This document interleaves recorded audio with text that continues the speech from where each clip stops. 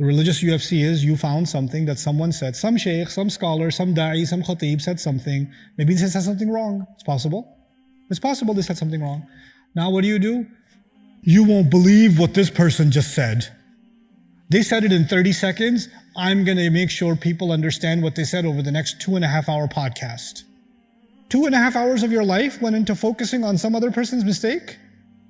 You had nothing else to do with your life? No other contribution to humanity could have been made in that time. And if that opinion that you're tearing apart was seen by 1,000 people, your criticism is going to be seen by 1,000,000 people. So did you lessen the mistake or did you amplify the mistake? Overall, are you benefiting the Muslims or hurting the Muslims by doing this? It's like you're saying, Allah gave it, but it's not Allah's, it's mine to take. This person's dignity is my property and I can take it away. Look with my mouth, I can just take it. What are you going to do? This video is an extract from our deeper look of Surah Al-Ahzab, which is currently taking place live in Chicago right now during our 4-week intensive summer Quran seminary. But for the first time ever, we're also streaming the entire thing live exclusively within the Bayyinah TV app itself. It will not be here on YouTube or social media. So, register now on bayyinahtv.com to join Ustad Nouman and other students on this transformational journey every evening from 7 to 10 p.m. Central Daylight Time. You can also catch up with the replays afterwards. But I wanted to conclude with this. I keep saying that this surah is a twin to Surah An-Nur. It's a twin to Surah An-Nur. And in Surah An-Nur also Allah describes الَّذِينَ يَرْمُونَ الْمُؤْمِنَاتِ or يَرْمُونَ الْمُحْسَنَاتِ الْغَافِلَاتِ الْمُؤْمِنَاتِ. People who make accusations against good family women that have no clue what the talk is. They have no idea what's going on. And they're just believing women. And Allah used the same kind of language He used before for people who try to hurt the Prophet. لُعِنُوا فِي الدُّنْيَا وَالْآخِرَةِ. He used the same. Here Allah said لَعَنَهُمُ اللَّهُ فِي الدُّنْيَا وَالْآخِرَةِ, which is ashad. Because He mentioned Himself. He brought Himself. There He said لُعِنُوا فِي الدُّنْيا وَالْآخِرَةِ. They'll be cursed in this life and the next. Meaning when we decide to disparage a believer, when we decide to do that, and we cause pain to believing men and believing women in any way. And this is not just about rumors and accusations. This is also about things, nowadays especially for younger folks here, please listen to this carefully. We're in the age of a new currency, and the new currency is content, right? Create content and you'll have relevance. And if you keep creating content that's boring or you're not getting the engagement, you're not getting the following, you don't have the shock factor, you don't have the entertainment factor, you're not going to get anywhere, you're not going to be an influencer. So the best way to get influential is to find something that is going to create controversies. A lot of people will start talking. I learned something about this lady let me tell you something. I learned something about this masjid, I learned something about this imam, and then start something. And you just put that as a little, a thumbnail so he gets more views. Shocking truth about Sheikh, Or sister so-and-so, who you thought you knew. Right? And now that'll get current because it'll get millions of views. It'll get millions of views. So this is done, one, to expose people's personal lives or, create doubts about their character. But it's another thing that's being done now. Now I call it the religious UFC. Right? The religious UFC is you found something that someone said, some sheikh, some scholar, some da'i, some khatib said something. Maybe they said something wrong. It's possible. It's possible they said something wrong. Now what do? You won't believe what this person just said. They said it in 30 seconds. I'm going to make sure people understand what they said over the next 2.5-hour podcast. Their mistake was that deep for you? 2.5 hours of your life went into focusing on some other person's mistake? You had nothing else to do with your life? Nothing else was going on. No other contribution to humanity could have been made in that time. And if that opinion that you're tearing apart was seen by 1,000 people, your criticism is going to be seen by 1,000,000 people. So did you lessen the mistake or did you amplify the mistake?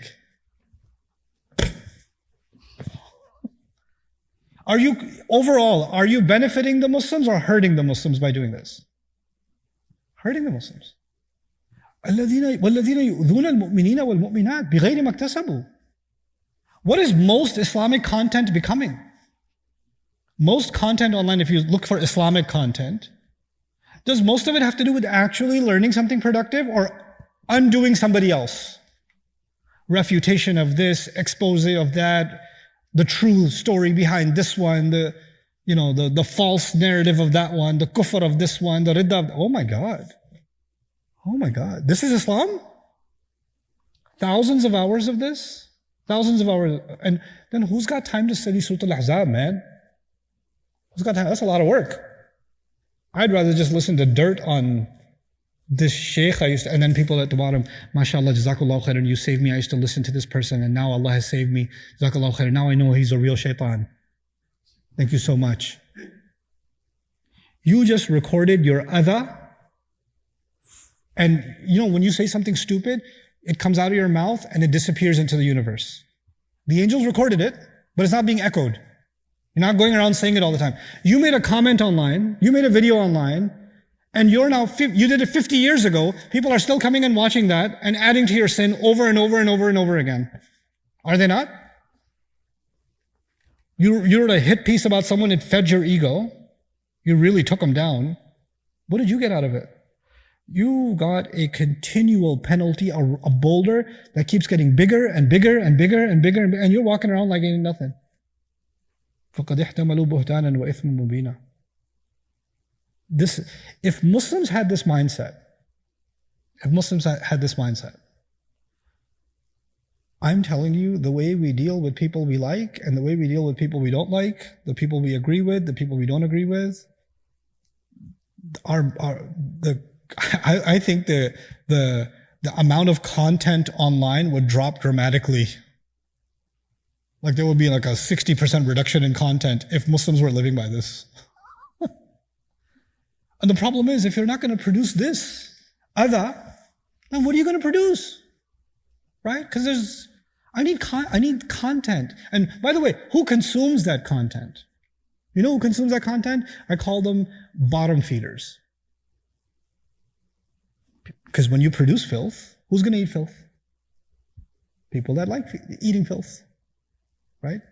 Here you have a surah that's telling you, I want to remove filth from the household. And here we have cultures that are promoting filth, celebrating filth, going around forwarding the filth. Did you see this? Oh my God, that was amazing. Or did you see this? Astaghfirullah, it's so bad. I hope it's not true. Forward it to the rest of your family though.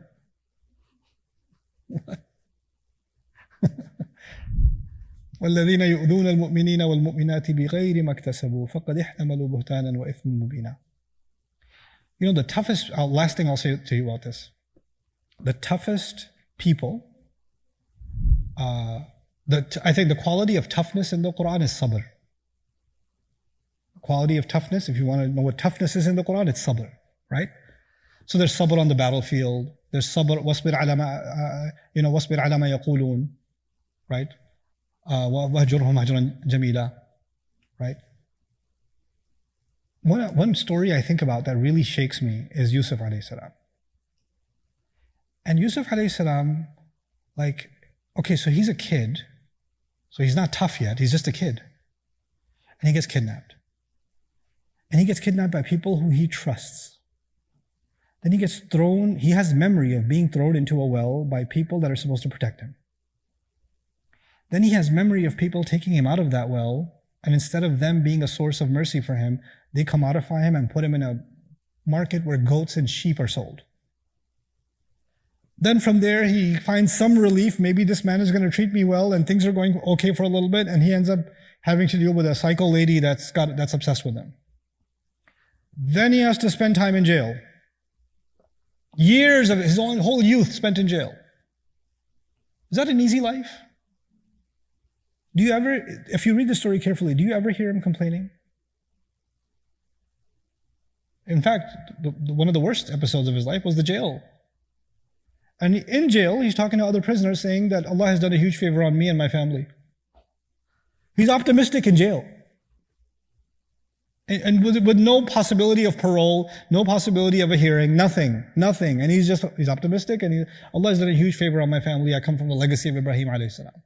That's the conversation in jail. Why am I bringing that up? He gets out of jail. He becomes a minister. He's in a position of power. Everything's changed. And then his brothers are in front of him. Okay. Has he been through pain in his life? I mentioned some episodes of his pain, and me saying them doesn't begin to cover what he must have actually felt.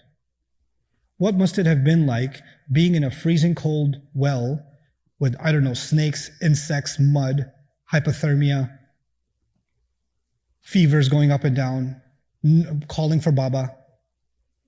I look at my child and I think of Yusuf alayhi salam. I have to stop thinking. Right? He's gone through pain, and now he's standing in front of his brothers. Does he tell them who he is? He doesn't. He doesn't tell them who he is.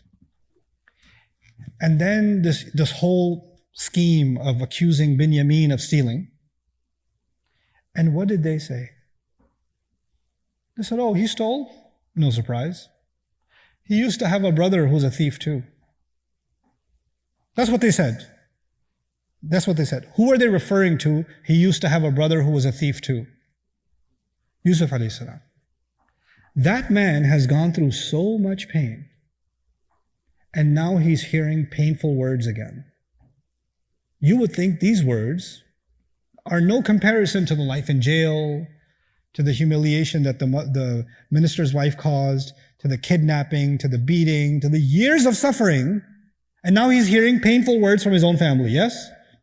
Allah says for the first time, أَسَرَّهَا يُوسُفُ فِي نَفْسِهِ وَلَمْ يُبْدِهَا لَهُ. Yusuf kept it, meaning the al-huzn al-shadid, wal-ghadab, wal-ghayth, right? The frustration, the anger, the anxiety, the humiliation, al-dhillah. He kept it all inside of him. وَلَمْ يُبْدِهَا لَهُمْ. And he didn't let them see it. He didn't show it to them. For the first time you're describing Yusuf alayhi salam in pain. And the ha in sarraha is mighty, because it's not even capturing one emotion. Ha is here lil jama'. So many emotions were just raging into him. The pain is overwhelming, and he's in his heart, he's saying, Antum sharrul makanan, you're even worse than you used to be. That's what he's saying to them in his heart. Why am I telling you all of this? Because words are real pain. I mean, a man's life in pain, and Allah didn't describe his pain. And he's there and he's hearing these words, and he's in pain. وَالَّذِينَ يُؤْذُونَ الْمُؤْمِنِينَ وَالْمُؤْمِنَاتِ بِغَيْرِ مَا اكْتَسَبُوا فَقَدْ احْتَمَلُوا بُهْتَانًا وَإِثْمًا مُبِينًا. For Allah to record that moment and what he felt inside of him, and he kept it inside. For Allah to record that moment of pain as opposed to what he felt when he was in the well. What fear he felt and what sadness he felt when he was in the jail.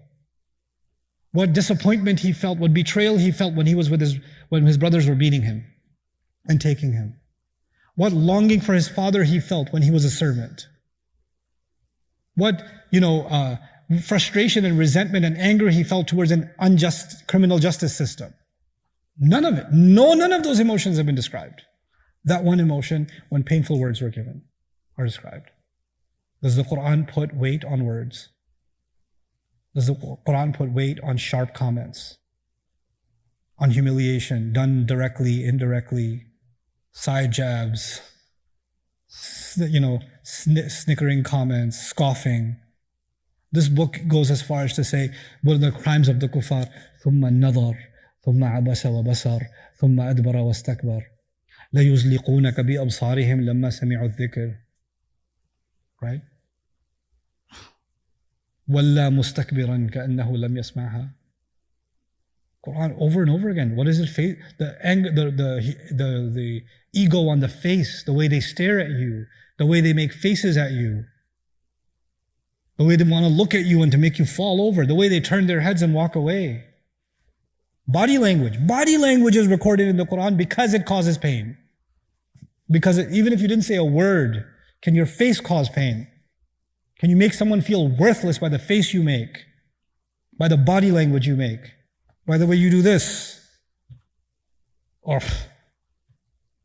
can you do that? These ayat are very heavy. It was easy to read about the honor of the Prophet ﷺ and the munafiqun who are causing him pain because there's a level of distance between us and that. But Allah took that sentiment and said, if you love your Prophet, then you will love everyone that he loves. You will love everyone that he loves. And who does he love? النَّبِيُّ أَوْلَى بِالْمُؤْمِنِينَ مِنْ أَنفُسِهِمْ. So if you love him and you honor him, directly as a result, you will honor other believers. Even when you have a disagreement with them. Even when you have a disagreement. It's, you know, when I was teaching Surah An-Nur many years ago, inshallah I'll teach it again next year. There's this hadith that just, I failed to make sense of this hadith for so long because it's so like out of this world. He's doing tawaf. Rasul Sallallahu Alaihi Wasallam is doing tawaf. And he has such an attachment to the Kaaba that he's talking to the Kaaba. He used to talk to the Kaaba. Can you imagine the level of attachment? Ma a'zamaki, ma a'zama hurmataki. How amazing you are. How amazing your sanctity is. How sacred you are. How great your sacredness is. And he says, وَالَّذِي نَفْسِي بِيَدِهِ, and I swear by the one who holds my life in his hands. I swear by Allah who's holding my life in his hands. The sanctity of a believer is greater than yours. That's what he tells the Kaaba. To Allah, the dignity of a Muslim is more valuable than the dignity of the Kaaba. The center towards every Muslim's prayer, the direction of every believer's prayer. And Allah says, no, the ruh that Allah put inside a human being and that ruh decided to believe, the ruh that all the angels were made to do sajda to, and then that ruh decided to turn back to Allah, that ruh that هُوَ الَّذِي يُصَلِّي عَلَيْكُمْ وَمَلَائِكَتُهُ لِيُخْرِجَكُمْ مِنَ الظُّلُمَاتِ إِلَى النُّورِ, that soul, that is sacred to Allah. That is sacred to Allah. أَنْ يُظَنَّ بِهِ إِلَّا خَيْرًا. أَلَّا يُظَنَّ بِهِ إِلَّا خَيْرًا. That hadith ends, his money, his blood, his life, and that nothing but good should be thought about him. That's the sanctity of a believer. SubhanAllah. When Allah said, وَلَقَدْ كَرَّمْنَا بَنِي آدَمَ, we honored the children of Adam. Just stop and just think about what he said. We honored the children of Adam. When Allah gives something, do you get to take it away?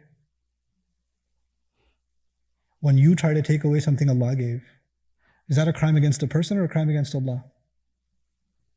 It's a crime against Allah. It's like you're saying, Allah gave it, but it's not Allah's, it's mine to take. I can take it when I feel like it. It's my property. This person's dignity is my property, and I can take it away. Look, with my mouth, I can just take it. What are you going to do?